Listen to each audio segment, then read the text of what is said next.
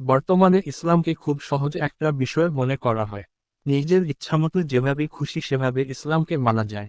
আর যত দোষ আলেমদেরকে দেওয়া হয় যে তারা ইসলামের খুঁটি জটিল করে ফেলেছে।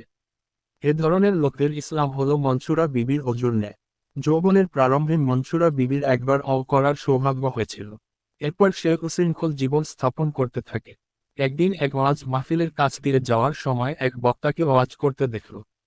বক্তা তার নিজস্ব ভঙ্গিতে কি কি কারণে অজু ভেঙে যায় তার বর্ণনা করছিলেন। মনসুরা বিবিও একবার অজু করেছিল তার মনে পড়ে গেল, কিন্তু এত সহজেই যে অজু ভেঙে যায় তা কখনো শুনেনি।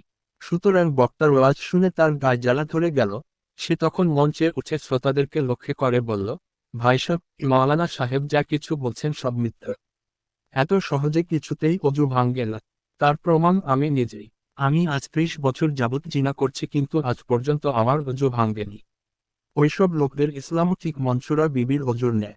তারা যত নাফরমানি করবে তাদের ইসলামও ঠিকই থাকবে। তারা তবু মুসলমান হিসেবে দাবি করতে থাকবে।